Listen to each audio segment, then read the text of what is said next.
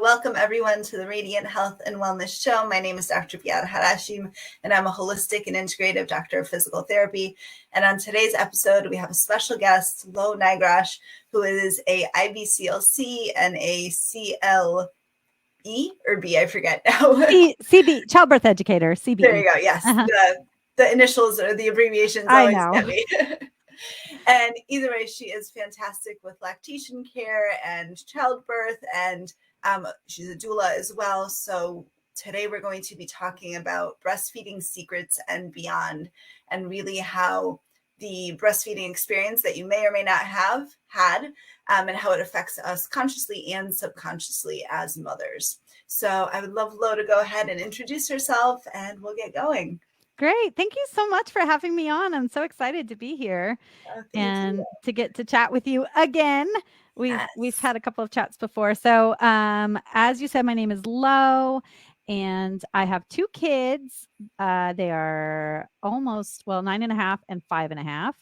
And I live in Massachusetts on about 5 acres in a log cabin, and I homeschool them. So I'm pretty busy, and I have a private practice, a lactation practice. And I also work in a hospital setting just a couple of days a month in the maternity unit, the postpartum unit, just so I can kind of understand what that setting is like and what people are experiencing in that postpartum unit, because I hear so much from my clients and from people that I talk to about their lactation experiences, about how those early experiences in the hospital really shape what happens for their breastfeeding experiences. And so I wanted to be a part of that so I could create some change, but also so that I could see what was happening and know how I could, as a lactation professional who is trying to create change in the system, better know how to do that.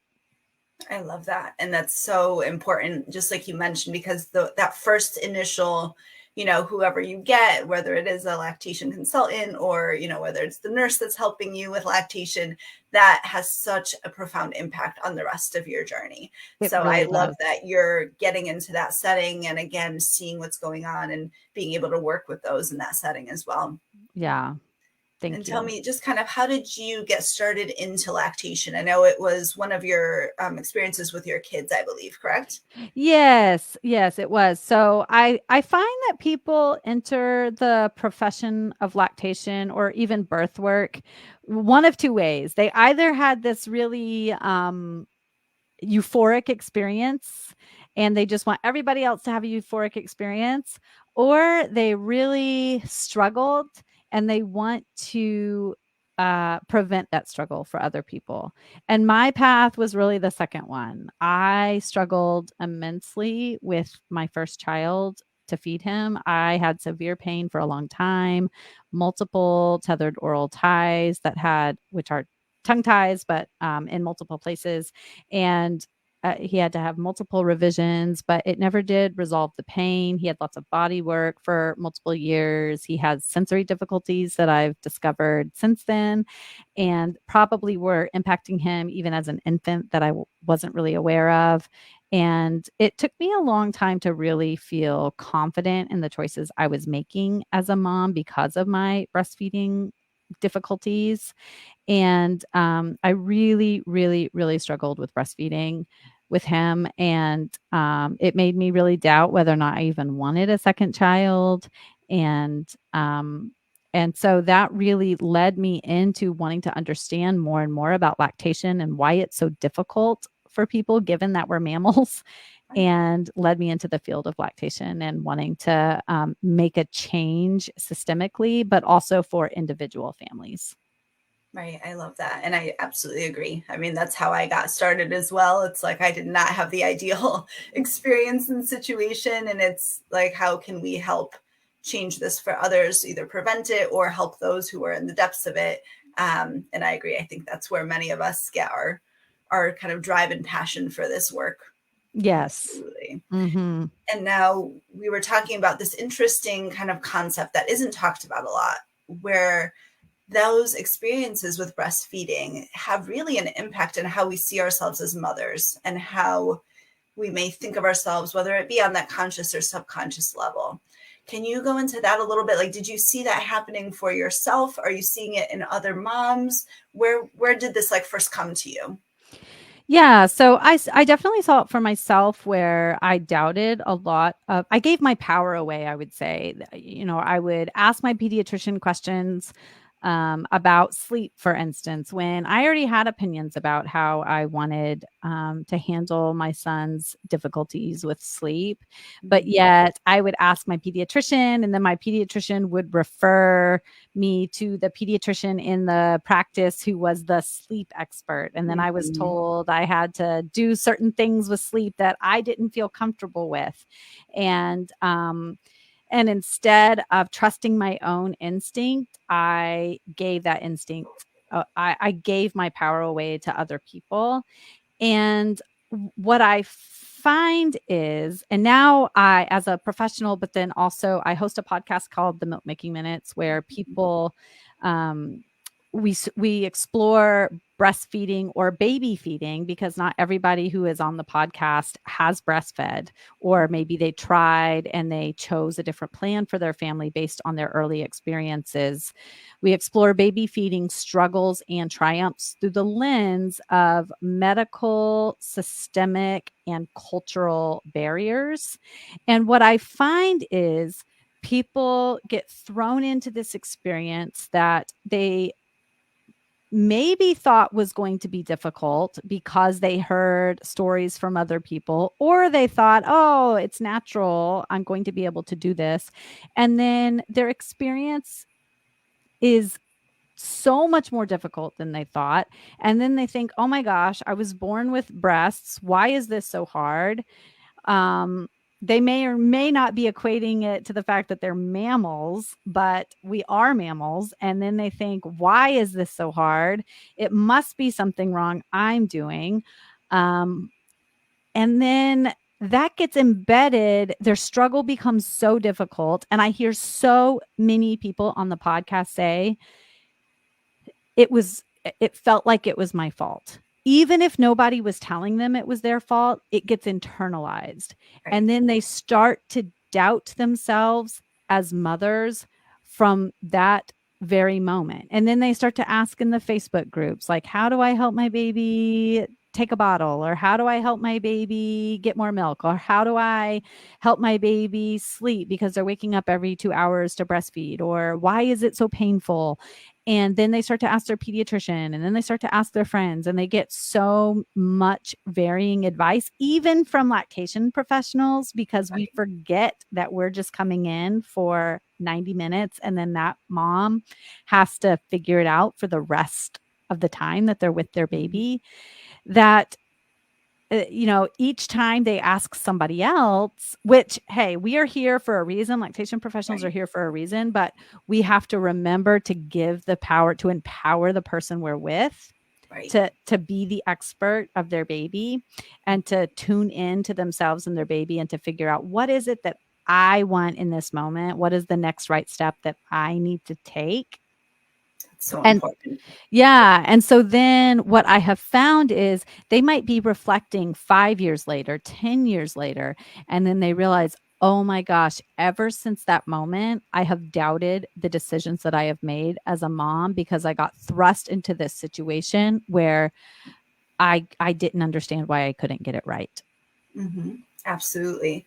And it's the other thing that comes to mind for me is doubt, but also guilt and shame. Yes.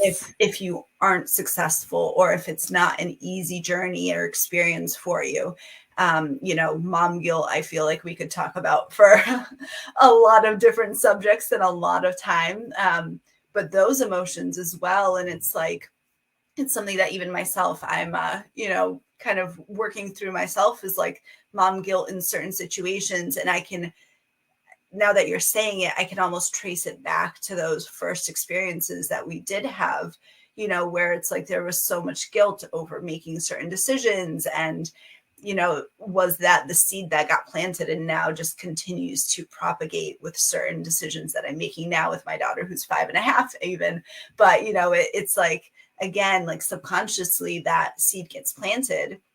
And now, whether it is the doubt, the guilt, the shame, whatever, that we're still carrying and holding on to and is living in our field essentially. And someone said hello and good morning. Good morning to you as well. StreamYard doesn't let me see your name, but if you are watching live as well, if you have any questions or comments, please feel free to leave them below because we are live. We'll be able to answer those or address those. And if you are watching the replay, go ahead and drop your comments in there as well. Lo is in the group, so she'll be able to check things for a few days. If you're watching on YouTube, we won't be able to get those questions answered quickly, but I'll have Lo's links and information as well listed, so you'll be able to contact her as well. But I just wanted to add that in there before we go further. So Lo, for you personally, was it the doubt that really kind of like stayed with you? Or what was like the predominant feeling or emotion that you feel like has kind of held on from your experience? Yeah. So I think for me, I do a lot of, I have to come back to remembering that I have to make each right decision now. And I don't have to worry about how that decision is going to impact my children 2 years down the line, 5 years down the line, 10 years down the line. It's about making the right decision now. And I can always make another right decision tomorrow or next week or 2 years from now. Because I think when we have this little baby in our arms, or now I have a 9-year-old and a 5-year-old, we think, like I'm making a decision that could impact the rest of their lives. And I know I see in my clients, they hear how good breast milk is for their babies, and they hear about formula and how it changes the microbiome and all of this, and they want to do right by their babies, but they're struggling. And we live in a society where feeding human milk to human babies is difficult, and it is made difficult by so many systemic barriers. And so they're thinking about the long-term future health of their babies, and they want to do right by their babies. And so they're trying to make these long-term decisions in the moment. But what I try to remind my clients is that what matters most for their babies, and this plays out in the research, is that they have parents, caregivers who are fully healthy, emotionally, mental health wise, physically. And so that if that means that we have to make a plan, even a temporary plan B, so that they can get on top of their mental health or their emotional well-being, then that's okay. And that doesn't mean it's a permanent plan B decision. It just means that in this moment, I love human milk. I fed both of my babies for over 4 years, human milk. And the health of the parent is primary, because that baby senses how you are feeling, and they are going to have a tougher time feeding if you're out of whack, mental health wise and emotionally. And so sometimes my job as an IBCLC is to see the big picture of what's going on in your life and to help you take a wider view of it's not just about the milk. There are other things to consider, and that if you are struggling, it is not your fault. And it's the failures are systemic failures, not personal failures. And so it really can be that the next right step is to think about how we can feed your baby and make sure your baby's healthy so that you can be healthy, even if that means like a temporary plan B of supplementing. And so that's one of the things that I try to help people see, is that we just we're not in a society where we are fully supported to feed our babies. And so it's not your fault if it's not working out. And so it's okay if the decision that you need to make that's best for your own health is not the ideal decision for the microbiome, and your baby's still going to be healthy and okay. Right. And that's, so important. I almost think of it as like taking the judgment out of that, like it's the decision that you need to make, like you mentioned, in the moment, where it's like, there's no judgment around it. It's like, in this moment, what do you need? What resources do you have? Because that's also important, because it's like each of us has different resources. So it's like, you have to take into account, and this is one of the things that I work with my clients on as well, is like, this would be the ideal decision or like way to treat, XYZ. And with the resources that I have right now, this is what I'm emotionally and mentally and physically able to do. Oh, yeah. It's one of those things where it's like, there's no judgment. Like, you need to do what's best for you in that moment. And like you said, there's always the next day. There's always another opportunity. So it's like freeing yourself of that judgment. And it's like, don't care what anyone else says, because we hear, so like you mentioned, everyone's going to have an opinion, whether it's the pediatrician or your friend or your family member. It's kind of like pushing all that aside and just like, what do I need and my baby need in this moment? That's what's important. Yes. I often ask my clients, if you were like totally isolated and you had no other voice, no other person to worry about, and you could make this opinion without having to worry about what anybody, or if you could make this choice without having to worry about what anybody else said, what is the choice that you would make? Right. And sometimes it is, oh yes, I would continue trying to breastfeed. It's hard, but it's worth every minute. And sometimes the choice is, oh God, I would give it up in a heartbeat. Right. And they're all okay. They're both right. Okay. Right. Right. Yeah. And so just taking out the other voices can sometimes be really, really helpful. Definitely. And, you've mentioned the systemic and, even cultural barriers and failures. Could you speak to some of those, or like, what would you recommend that moms who maybe are in these beginning phases, with these systemic and cultural conditioning, we can say, that we have in place? What are some things that can empower moms, steps that they can take, things that they can do so that they feel empowered on this journey? Yeah. So one of the biggest cultural barriers that I like to talk about is the fact that we just do not grow up seeing breastfeeding up close and personal from our earliest moments. And cultures where that is the case, they have way less breastfeeding difficulties. And if they do, their sister or their cousin feeds their babies, or even their neighbor. And there's even allo mothers, they're called, where multiple people feed the baby, even if they do have a robust milk supply, so that they can nap or rest or take care of That's themselves. amazing when I think about it. Like, yeah. And this is in the anthropological research. So, yeah. So I liken this to, like, if the first time you've ever really tried to cook is when you're like 18 or 19 years old and you're in your own apartment for the first time, you're really going to struggle. Right. But if you grow up helping your parents in the kitchen, you pick up on little things that you don't even know you're picking up on. So you kind of pick up on when to stir the pot in the soup, or when to add a little salt, or when to turn the heat down. And you're kind of subconsciously picking up on this stuff. Right. And it's the same with breastfeeding. If you grow up with it all around you all the time, and I'm not talking like you see it from a distance, like it's you're surrounded by it, then you pick up on like various positions, or somebody holds their breast this way, or the baby's tummy is on your tummy, or they lie this way while they're sleeping.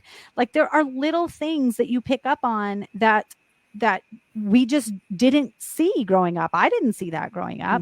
And so the first time I ever saw somebody breastfeeding a baby up close and personal was when I was pregnant and I attended a childbirth education class. And the teacher had a toddler breastfeeding. I did see my sister breastfeed a little bit, and I saw a cousin pumping. But that was it. And so so many of us, when we're doing it in the hospital for the first time, we feel very awkward. And a lot of the people that I help, they look very awkward. In fact, they don't even know how to touch their breasts because we don't touch our breasts. I didn't know how to, like, they're like, hold your breast. I'm like, what do you mean hold my breast? Like, how? Like, I was like, no, hold the baby's head. And I'm like, this is too much. Like, it feels overwhelming at the time because it's like, I just saw like the cradle position. So I was just like, all right, let's just do this. And they're like, no, let's try this. Let's try that. And I'm like, this is a lot more complicated than I thought. Like, those are my first thoughts. Just based on what you're saying. Yeah. Yeah. And so when you're being asked to hold your breast and you've never really done that before, like, that's a big learning curve, that in and of itself. Exactly. Yeah. And so that's just like one cultural barrier right there. And then another barrier is that most of the people that are helping you learn to feed your baby, they have very little training on lactation. So nurses and doctors and midwives, they get between 3 and 9 total hours on breastfeeding in nursing or medical school. Right. That's not very many hours. Lactation professionals get 95 hours. Lactation IBCLCs. So my training is 95 hours plus 1,000 clinical hours, plus every 5 years you have to have an additional 75 hours. Which is, and so for those who aren't familiar with it, IBCLC is International Board Certified Lactation Consultant, and I call them like the cream of the crop. So it's one of those things that because of all that training, if you are looking for lactation help, that's who I personally recommend, is seeing if you can find an IBCLC near you. And even like Lo does virtual appointments, I believe, correct? Right? Yes. So it's one of those things that it's more accessible than you think. But you do want someone who has that training and all those hours of experience. Absolutely. Yeah. And there are studies. There's this one study in particular that it's in one of my podcast episodes in the show notes, where there was a study that showed that whatever a provider's personal experience was with breastfeeding, they basically that's how they presented breastfeeding to their patients. So if they had a positive experience, then they would bring that to their patients. But if they had a negative experience, then they were more likely to offer formula more quickly, to infuse a negative attitude towards breastfeeding. And this is the nurses and the doctors. And so it really is highly dependent on the person who's in the room, the kind of support that you are going to get. Because A, they don't have the training, and B, they infuse their own bias. And of course, lactation consultants are going to do that too, right? But we have way more evidence-based training and understanding of the physiology of human milk making that can kind of counteract that bias. So that's another medical barrier that gets in the way, is that the people that are helping you often are just giving flat out wrong information. Right. And that's something I think that's important to kind of like really emphasize, is that when you do go to the pediatrician, especially with lactation questions or problems, many pediatricians do only have a short amount of hours of training or experience in lactation. And they're often ones to give a lot of advice. And that's where I think systemically, I believe if more pediatricians were referring more to lactation consultants, then you could have that lactation professional giving you the actual evidence-based help versus a pediatrician who is going off of their prior experiences and the couple of hours that they received in school. So just from my perspective, I feel like that's a big systemic place where if that became more of a norm, I think many moms would have more support and resources that way as well. Yeah, exactly. And pediatricians are amazing. They have I like to think of it as they have a very wide breadth of knowledge from, the time the baby is born until they're graduating high school and going off to college. And so you really need them for a long, long time.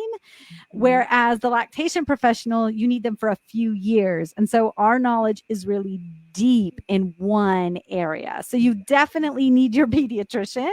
Right. It's just that they don't have the depth of knowledge in lactation that we have, because you're going to need them all the way until your child graduates from high school. So I'm not knocking the pediatrician. I'm just saying they don't have the breastfeeding education, because they need to know how to help your 15-year-old when they're going through puberty, and exactly. Their scope is just way wider. Right. Absolutely. I just wish that they knew what they didn't know about breastfeeding, because often they think they know more than they do, but they just don't have the education. Right. That's the great way of putting it. Right.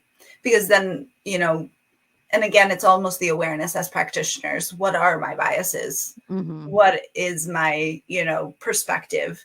And being really conscious and aware of like, what am I bringing to each patient, each client that I'm working with, because of those biases and perspectives as well. Right. Yeah, no, absolutely. And what was one other question that I had as far as, what are some of other kind of like systemic or cultural things that you think would really empower moms to be able to be successful if they choose that breastfeeding is the journey that they want to be on? Yeah. So there's this big push in the hospital for babies to like gain weight really fast. And so if you're going to have a hospital birth, I would, get that 24-hour wait. I mean, get that first wait, but then also ask for a 24-hour wait. Because especially if you've been on IV fluids or had an epidural or medication, the weight, that first weight that you get, is often it's inflated a little bit. And once the baby pees off a lot of those IV fluids that they're getting from the medication, the 24-hour wait is often a little more accurate, because it's very common for babies to lose weight after their birth. And what we're looking at is if a baby goes beyond the 10% weight loss mark, that's the time when most pediatricians are going to want to start seeing some formula supplementation. So if you get that weight at the 24-hour mark and you say, but look, especially if you had an induction, like I had a 3-day induction with my first, and I was on IV fluids for most of that 3-day induction.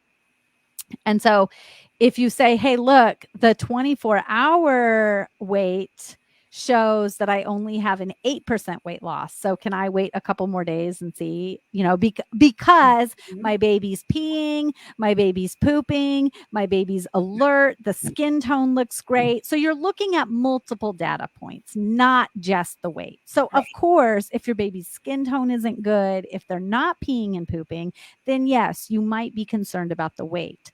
But you always want to come to your pediatrician and say, hey, there's more than one data point here.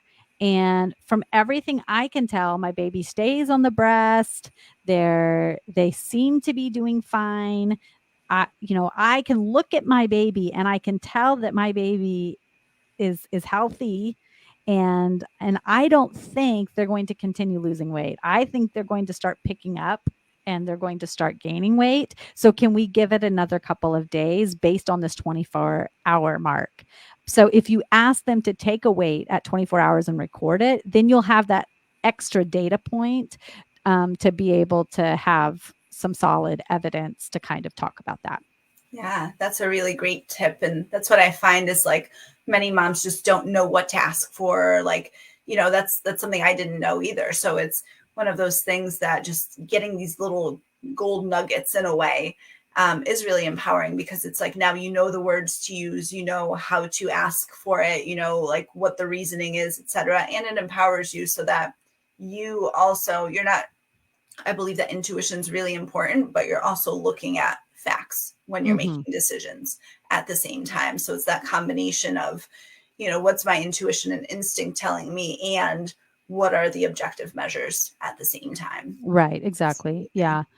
Yeah. And then the other thing that I would say about that is sometimes, in the hospital setting, baby gets swept away. We know how important that golden hour is. A lot of people hear it, that skin to skin time. And I just had a patient the other day in the hospital who was feeling so sad that her baby got swept away for the golden hour because they were concerned about something going on with the baby immediately. And she was like, oh, I know how important that is for milk supply and breastfeeding.